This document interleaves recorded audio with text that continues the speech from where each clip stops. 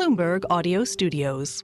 Podcasts, radio, news. We are now vetting candidates for the English County Council elections. I'll bet you to a standard that no other party for local elections ever has done. That is happening. We're forming branches up and down the country. I brought in an entrepreneurial chairman in the shape of Zia Youssef to set the thing on the right footing. I've now got a professional in to help us raise money. We are going places. In fact, I'll go further.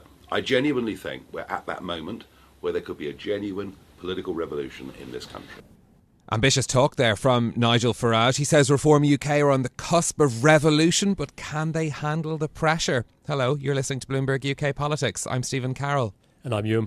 Welcome to the programme. So you heard it there, Nigel Farage is plotting, not for the first time in his career, to turn British politics upside down.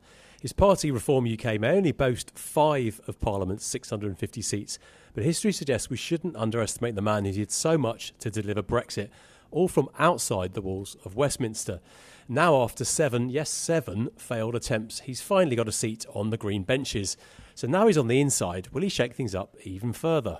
Of course, he has some rather powerful friends too, potentially the next President of the United States as well, if Donald Trump continues his support of Nigel Farage. Elon Musk as well, the world's richest man, also said to be a supporter. Rumours of a massive donation from the Tesla CEO, maybe wide of the mark, but it can't hurt to have the ear of the owner of a major social media platform.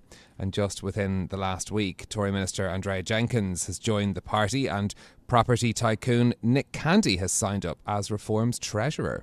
Yeah, and all that momentum comes at what can only be described as a difficult time for the Labour government. Their 174-seat majority doesn't really tell the story of the plummeting ratings, distracting scandals and policy missteps that have dominated the media narrative over the past few months. Of course, we're still many years away from an election, having only had one earlier this year, but it's worth remembering that Reform UK in its current format is still in its infancy. Founded in 2018 as the Brexit Party, then called Reform since 2021. Its roots, of course, go back to UKIP, which was formed in the 1990s, but even its modern incarnation has been through its fair share of trials since, and with the recent electoral success has also come increased scrutiny, notably over the party's candidate vetting process. We heard Nigel Farage talking about that there. So is there an opening for Reform UK to grow as Labour's popularity falters?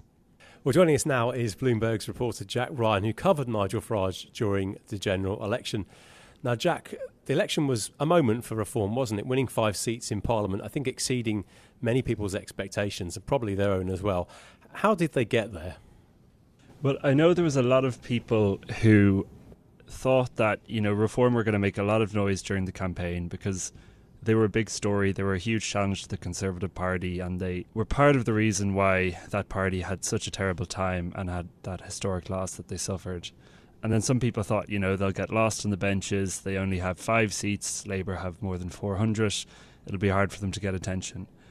Recently, that started to change. They have been succeeding in getting headlines. I wouldn't want to overplay it, but I think a sense of dissatisfaction with the Labour Party around the means testing of winter fuel payments, levying an inheritance tax on large farms. Farage has been out there getting attention, calling that out, and now then you've had these kind of series of headlines about rumours of Elon Musk potentially donating 100 million to the party, Nick Candy the other day saying that he would join and that he himself would give millions. So they've managed to kind of keep that attention alive, and that's obviously something that Farage has always been really good at. And once they have that attention, there is always an opportunity for them as a party that hasn't been tainted by power in any way compared to the Conservatives or Labour. I mean, it's interesting, isn't it? Because Nigel Farage, as you say, never struggled to grab a headline during his long political career, even when he wasn't holding office. Is the party capitalising on having seats in Parliament to sort of make perhaps a more states-like point or be able to kind of use their platform in Parliament? I mean, it seems like that's what they want to basically do, is professionalise. And my colleague Adrian Woolridge today was writing that Farage, he's good at startups but not so much at scale-ups, and that obviously he has kind of a slew of parties in his background that he started and then maybe given up on at some point. I think he's maybe learned from that, and the intention with Reform is to build a stronger brand.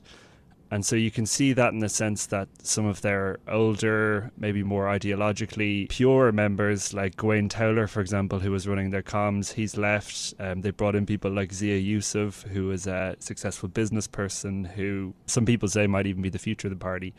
He's currently the chairman. So they are making an effort to professionalise. And if they get the kind of money that some of their supporters are talking about, particularly Elon Musk, I mean, I'm not sure how credible it is, and it's hard to, I'm not inside the head of Elon Musk, but 100 million in the context of British politics is huge. It's more than all of the parties spent in the last election combined.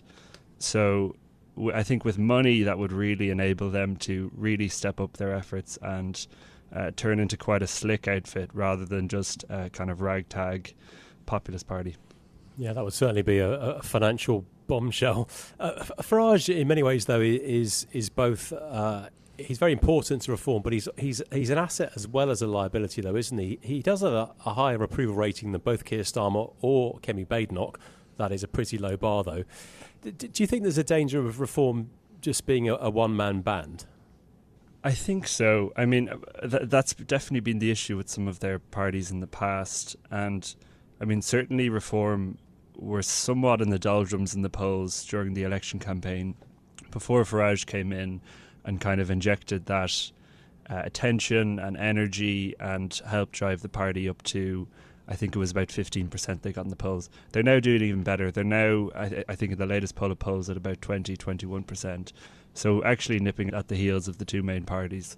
Who knows how soft that support is, whether that would actually hold up during a general election. But I do think there is some ideological coherence to Reform. Obviously, they are reactionary, and then they have economically populist policies. We've seen other parties across Europe, like Rassemblement National in France, like the AfD in Germany, have real staying power. Parties with those policies, they're not necessarily a flash in the pan. They can build support, they can build up strong grassroots, and they can last. And Richard Tice himself said that they were trying to learn from the Lib Dems, who have a really good ground game, are famously really good at the knocking on doors, the kind of bread and butter of politics. And that's what helped the Lib Dems win 72 seats with a smaller vote share than Reform, who got 5 seats. So I think that's what they'll really want to do, is to make their vote more efficient and institutionalise, professionalise. What about the rivalry with the Conservatives in this, though, as well? I mean, can Reform, despite only having 5 MPs, really challenge the Labour Party and their massive majority on the opposite benches, rather than the Conservatives, who are, of course, the official opposition? One of the most interesting stats I saw from the last UK election was Reform came second in 98 seats. Now, they won 5. Of those 98 seats, 89 of those were won by Labour. So really the seats that Reform would be targeting, the seats where they are closest, are Labour seats by and large. And so Farage, I remember I was there just after he won a seat in Clacton, and the first thing he said, like kind of a boxer after winning a fight and targeting the medal holder, he said, you know, Labour, we're coming for you. That's our next target. We've dealt with the Conservatives. Now, obviously, that is in his kind of trademark hyperbolic kind of bullish style. Yeah, you wouldn't want to read into that too much. But I think you can see that is Labour are the focus of their attacks. In public, they're focusing less, I think, on the Conservatives, who are themselves still trying to build up after kind of such a dramatic loss. So Labour, I think, will be worried, and they're particularly worried looking at some of the council by-elections recently where there's been some safe Labour seats. I know one in Blackpool, I think one in Wolverhampton as well, that were lost to Reform. What about the influx of former Tories as well? A couple of people supporting them, you know, Andrea Jenkyns being one of them.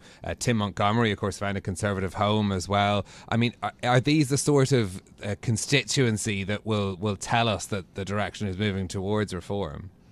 Yeah, I was particularly surprised at Tim Montgomery. I mean, he's been kind of such an important Conservative voice for so long.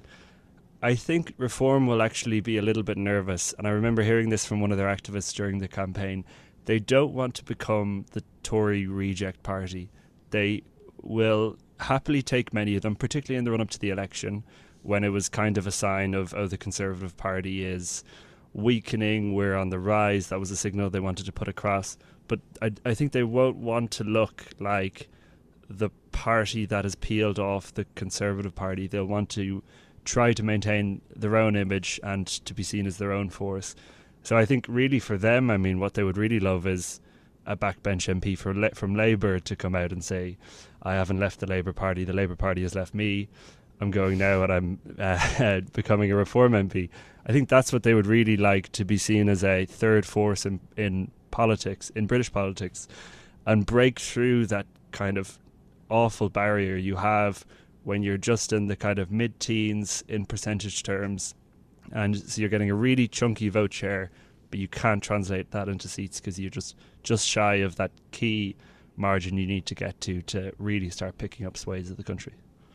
Farage loves to parade his allegiance, his friendship with the president-elect. Interesting to think about the parallels between the two men's political paths. What do you make of the similarities between Trump and Farage? I mean, I guess there are some. Their style of delivery, their kind of ability to provoke outrage and then from that generate attention and benefit from that ultimately. I think there are some differences. I mean, even in style, I think Farage is better suited probably to a British audience than Trump might be. One thing I actually found was interesting when I was, during the election, when I was reporting on Farage, I was calling some of the people that he'd worked in the city with, so some of these metal traders and this kind of stuff. He's long since left that. But most of those people who I tried to get in touch with, most of them said, we don't want to talk to you. And then the ones who I did talk to, most of them actually had very good things to say about Farage and were relatively positive about working with him. I know I'm not an expert on Donald Trump, but I know that's not the case generally for most of the people Trump has worked with. So I think there are some maybe personality differences between the two men.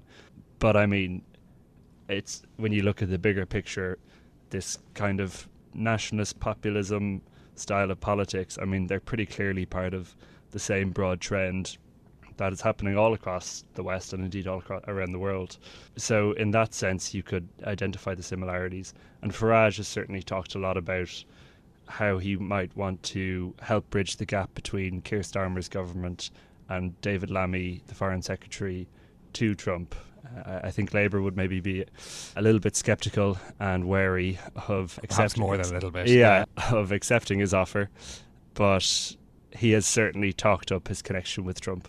Jack Ryan, thanks so much for joining us to discuss the rise of the Reform UK Party. That's it from us for today. If you like the programme, don't forget to subscribe, give it 5 stars so other people can find it on Apple Podcasts, Spotify or wherever you listen. This episode was produced by Tiwa Adebayo and our audio engineer was Sean Gostamakia. I'm Yuan Potts. And I'm Stephen Carroll. We'll be back with more tomorrow. This is Bloomberg. Bloomberg UK Politics. Listen weekdays at noon on DAB Digital Radio in London.